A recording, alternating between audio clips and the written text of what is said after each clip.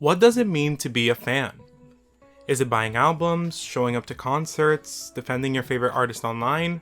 Maybe it's all of those things. But if you've spent enough time in K-pop, you'll know that fandom is a relationship that goes both ways.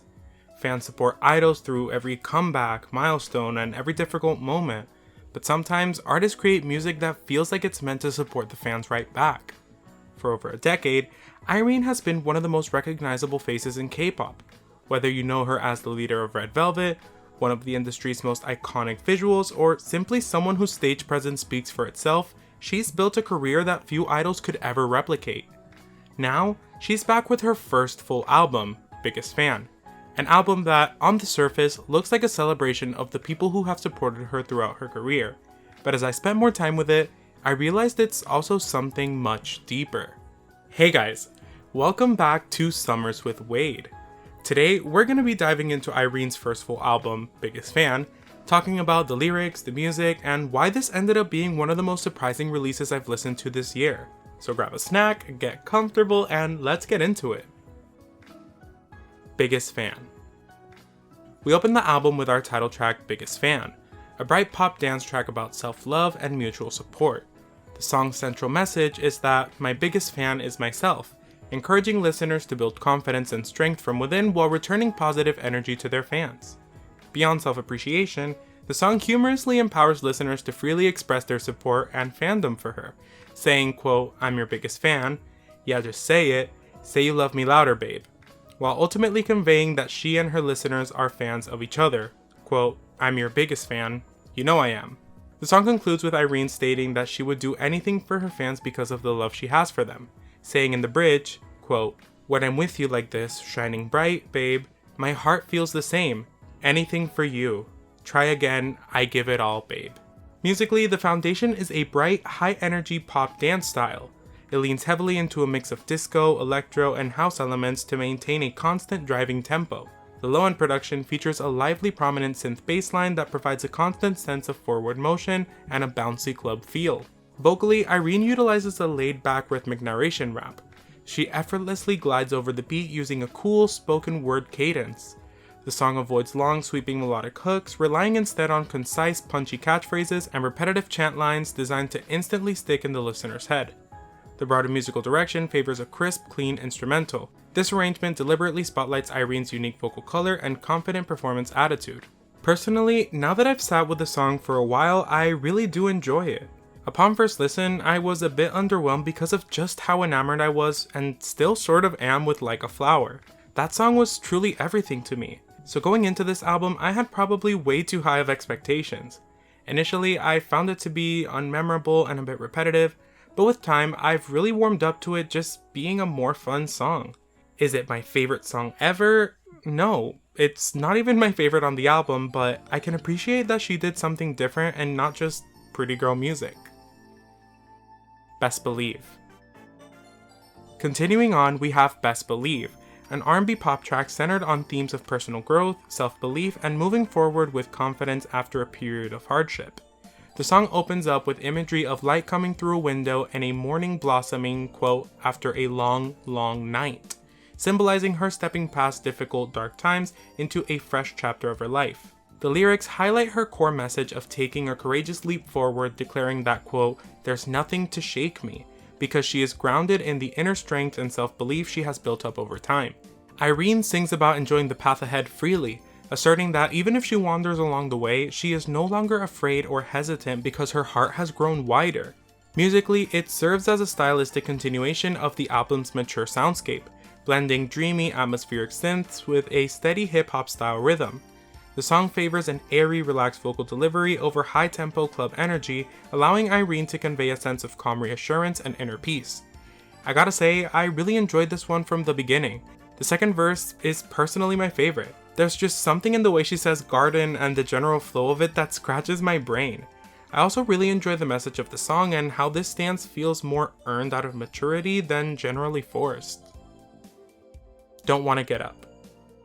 Following that, we have Don't Wanna Get Up, a house-based electropop track that explores themes of transcendence, mental escape, and finding inner peace away from the chaos of reality.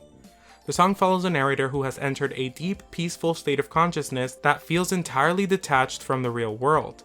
Irene sings about falling into a, quote, transcendent illusion where she eventually discovers her own personal heaven. The song highlights the act of shedding burdens, with lyrics explicitly mentioning letting go of the pains and limitations that previously trapped her. Instead of viewing sleep or isolation as a negative thing, the track frames it as, quote, my own cozy festival. It captures the exact feeling of being so comfortably wrapped up in a moment of stillness that you refuse to snap back to reality or, quote, get up from. Musically, it's driven by a smooth house-based electropop beat. It utilizes soft, subtle synthesizer arrangements to create a dreamlike, mysterious sense of immersion for the listener. The production remains calm and steady, even including nature sounds, matching the theme of a perfectly still soul. Upon my first few listens, this one seemed pretty forgettable to me, but after reading and analyzing the lyrics, I found a new appreciation for it. Its general message feels almost aspirational for me. I also want to reach a state of positivity that is so great I don't want to wake from it.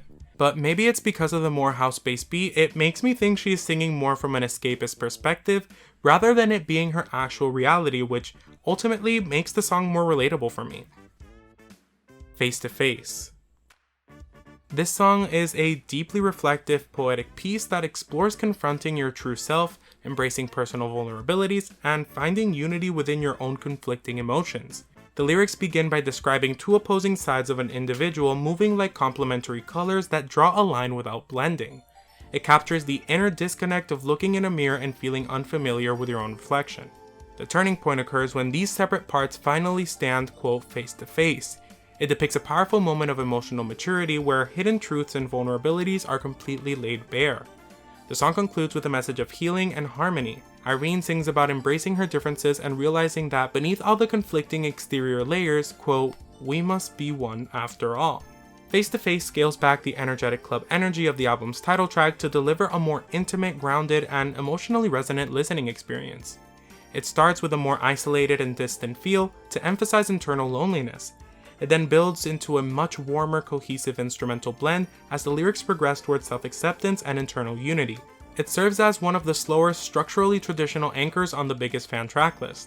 And if you know me, you know I love slower songs, so this one is no different. I really appreciate the maturity these past couple songs have had.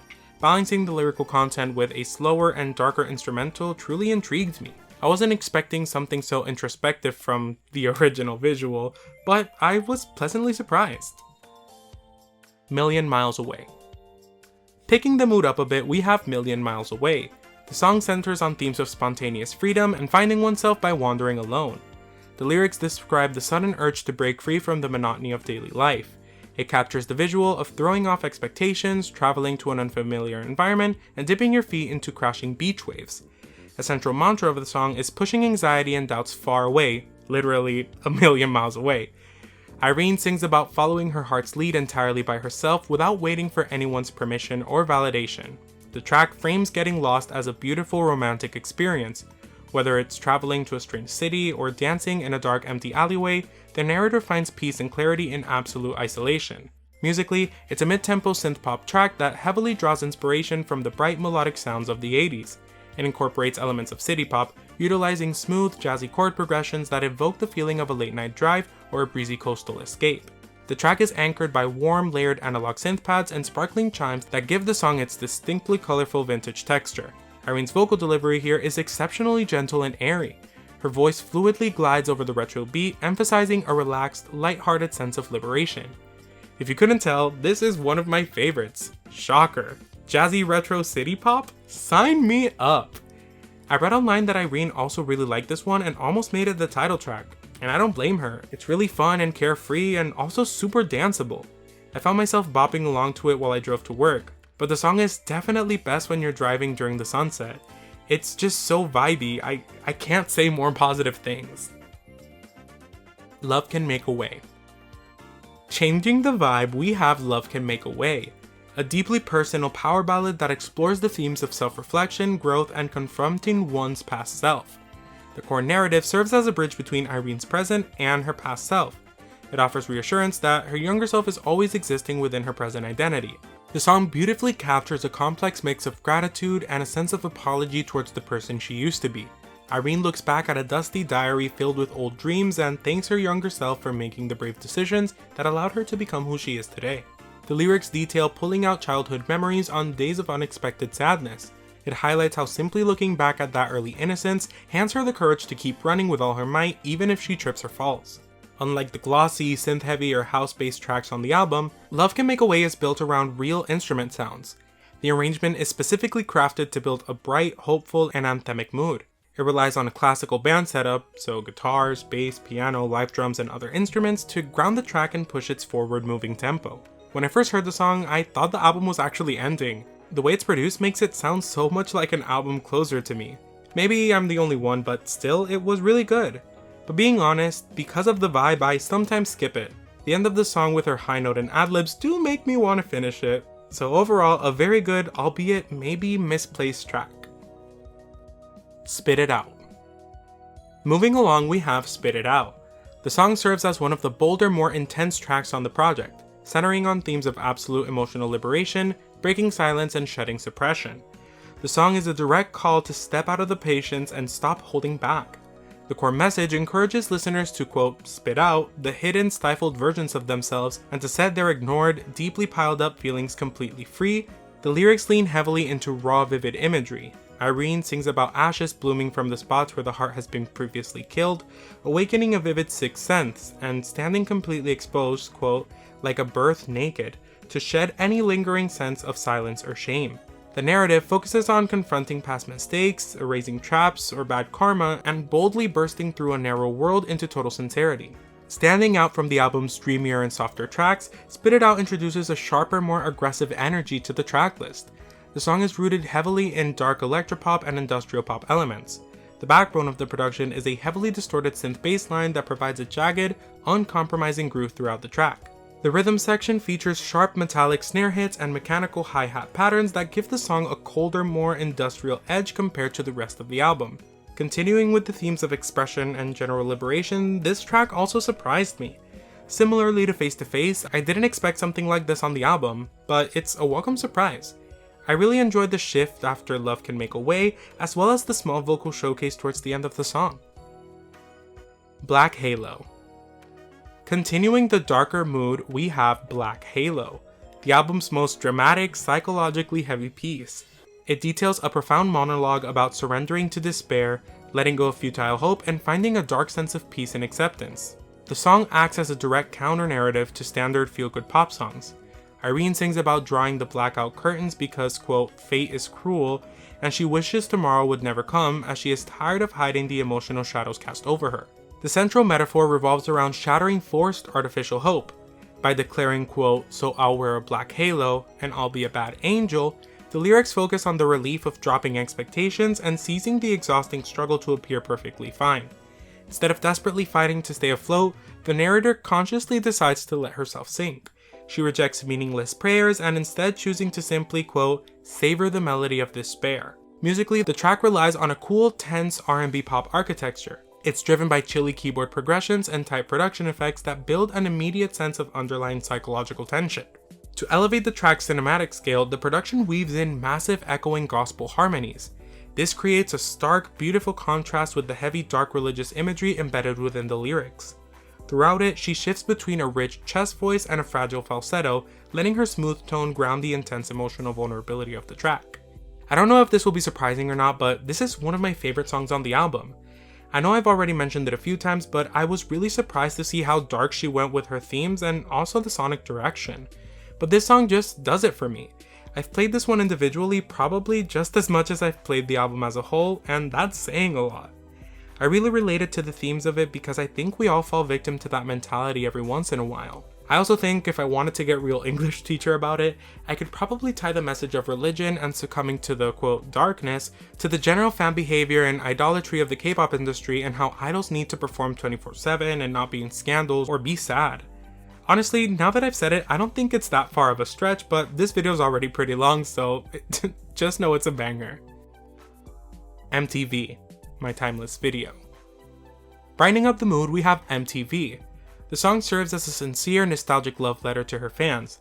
The acronym MTV is cleverly reimagined here to mean My Timeless Video.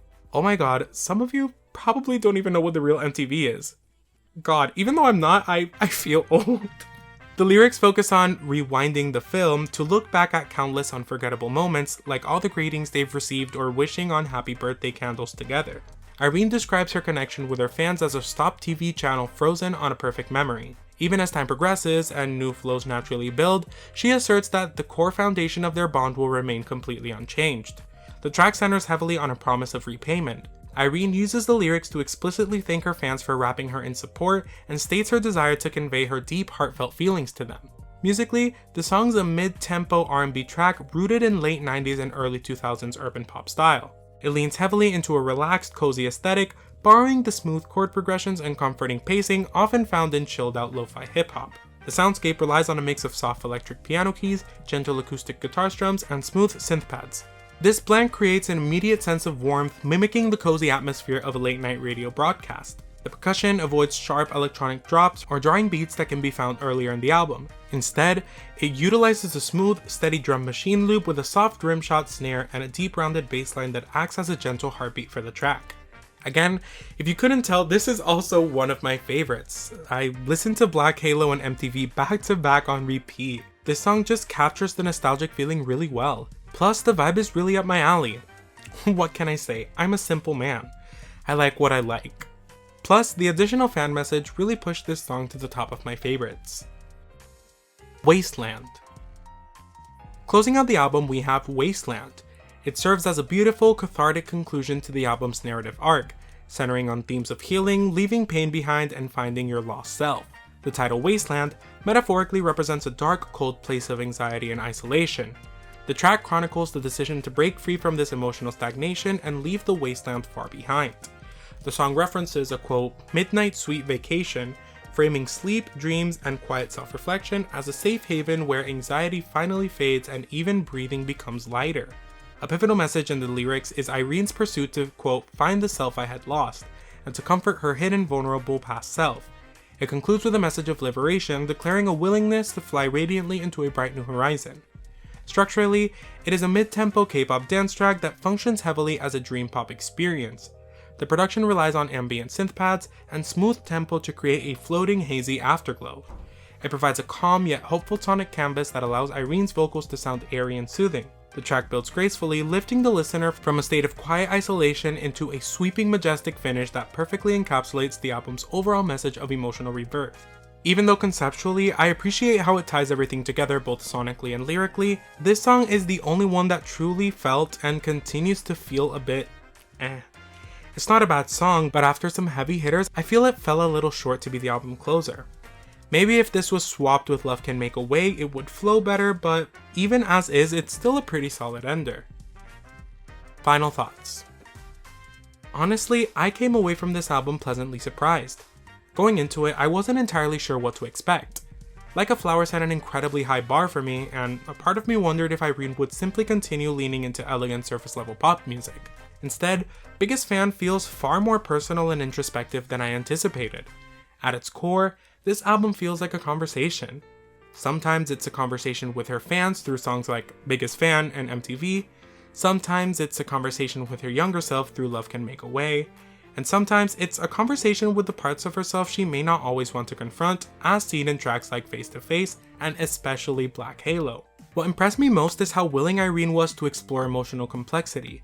There are moments of confidence, moments of freedom, of nostalgia, and even moments of genuine darkness. For someone who has spent so much of her career being presented as an untouchable visual icon, hearing her tackle themes of vulnerability, self-doubt, acceptance, and personal growth made this album feel surprisingly human. Musically, the project is equally diverse. We get bright dance pop, dreamy synth pop, house, R&B, city pop, power ballads, and darker industrial-inspired moments. Not every experiment landed perfectly for me. Songs like Wasteland never fully clicked despite appreciating their purpose within the album's overall narrative, and I still think Love Can Make a Way feels more like an album closer than the actual closer. But even the tracks I wasn't completely sold on still contributed something meaningful to the larger picture. And then there are the songs that I absolutely loved. Million Miles Away, Black Halo, and MTV have easily become my standout tracks. Whether it was the retro city pop atmosphere of Million Miles Away, the emotional weight and darker themes of Black Halo, or the warm nostalgia of MTV, those songs showcase sides of Irene that I don't think we've fully seen before as a solo artist. More than anything, Biggest Fan feels like an artist growing comfortable within herself. Not just Irene the idol, Irene the visual, but Irene the person. The album doesn't try to overwhelm you with huge vocal showcases or flashy production. Instead, it succeeds by being sincere, reflective, and surprisingly mature. So while I don't think every song here is a masterpiece, I do think Biggest Fan succeeds at something more important. It gives us a clear picture of who Irene is today. And after spending the last half hour listening to her reflect on her past, her fans, her fears, and her growth, I think that's exactly what this album needed to be. Overall, this was a very strong project for me, and one that only got better the more time I spent with it, ultimately showing us that, at the end of it, Irene is working on being her biggest fan, and maybe that's something we should strive to emulate in ourselves. But that's where I'll leave you guys today. Thank you so very much for watching. Remember to like, comment, share, and subscribe. Click that bell icon so you're notified every time I post a video. Tell me in the comments down below, what did you think of the album and what was your favorite song? I'm still deciding for myself because it goes back and forth. Remember that I love you all so much, and I'll see you guys on Wednesday. Bye!